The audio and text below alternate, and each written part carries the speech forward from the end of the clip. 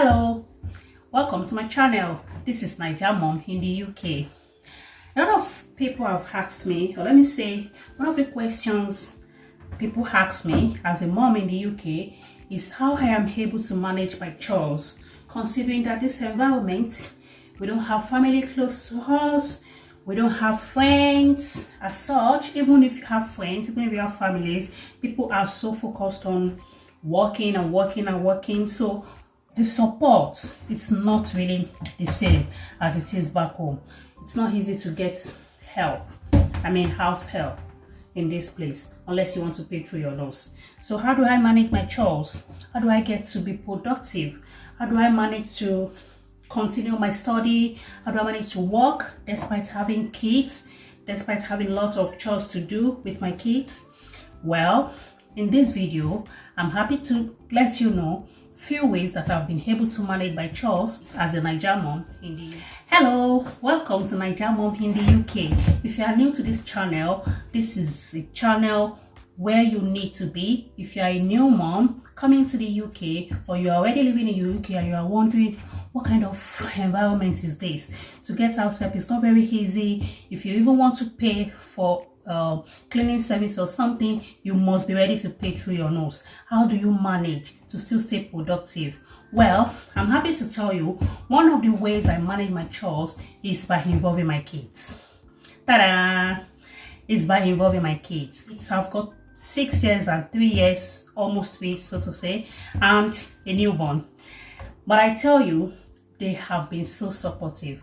Aside my husband, because he will be at work, so he helps when he's available. But when he's not, how do I manage all these things with kids? My hands are full. This is the way people used to tell me anytime I go out with my kids. They say, oh, your hands are full, in a positive way. So one of the ways I do is by involving my kids. I involve them in many things that I do. Despite their ages, despite I know that they don't have the energy, I let them help in their little ways. Whenever they offer to help, I allow them. For example, if I need to do laundry and they offer to bring the clothes downstairs for me, that will give me some time to do other things, If they finish eating their food, instead of me waiting till they finish and then start packing, start sweeping, they've been taught to always pick their plates and take it to the sink. They've been taught to always clean wherever they eat, so they don't wait on me to tell them to pack their plate when they finish eating. They don't wait for me to tell them to get. I have a small brush and packer where they can easily take and pack whatever mess they make when they eat. So it's easier for them to just pick that brush and packer and clean up their area. They've been made to know that your play area needs to be tidy, even though they won't do all these things perfectly. But no matter what, however they manage to do it, it's still something.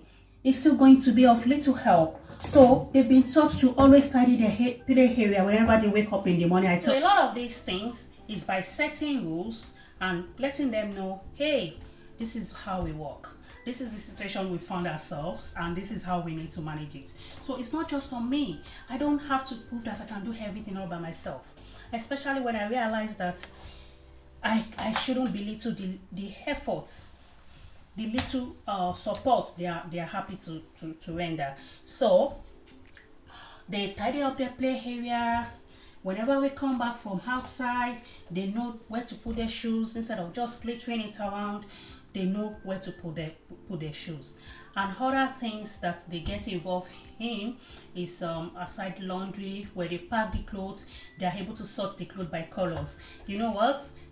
One of the ways my toddler learn colors is through sorting. So she is in charge of sorting the white, while the older one is in charge of sorting other colors and black. So they sort the colors, and when that is sorted, I come to check, have a look, and know, okay, perfect, this is good to go. And then I tell them, hey, little one, put that in the machine.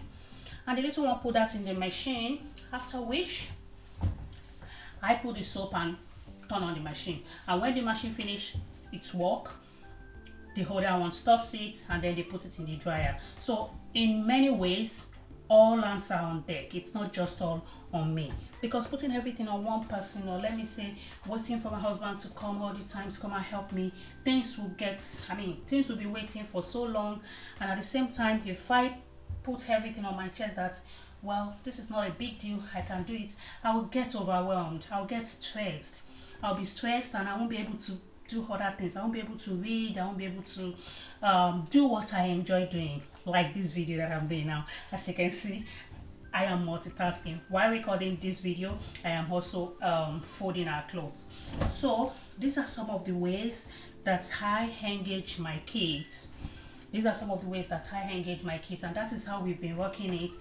People have been made to understand that, hey, you have responsibility. You have responsibility, and what I'm really happy about is the fact that they are always happy to support. So there is no coercion. And in one other way, they are learning responsibilities. They are learning to be responsible in their own ways. Like, you don't have to wait for someone to come and pick your plate after you finish eating. You don't have to wait for someone to come and pack your shoes for you. You don't have to wait for someone to put your clothes in the right place. They know how to arrange their pants. I tell them to arrange their shoes, to load the dishwasher, to empty it. So little tasks that on a normal day I can just easily pick by myself. But if I continue doing that, when are they going to learn? It might take a long time before they learn. And when I see that they can do it, I let them do it.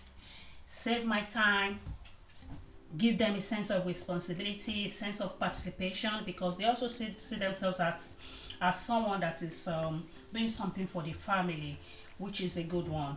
So I'm encouraging us mothers, especially in the UK, where the support is not the same thing as what we have in Nigeria, to try as much as we can to involve our kids, not just us doing everything while we leave them watching the TV.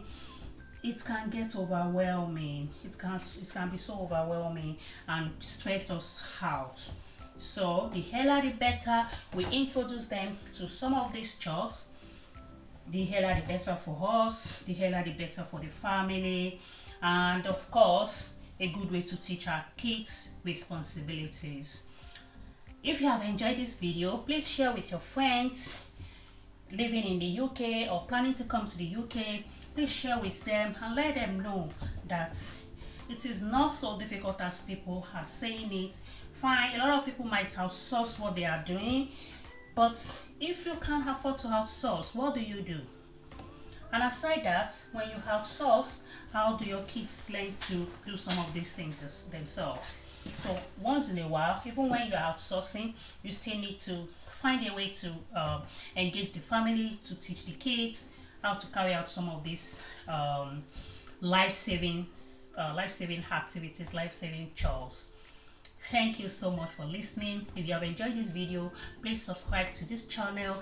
I am coming up with so many interesting, helpful content that will help you navigate through life in this new environment. Thank you so much. Bye.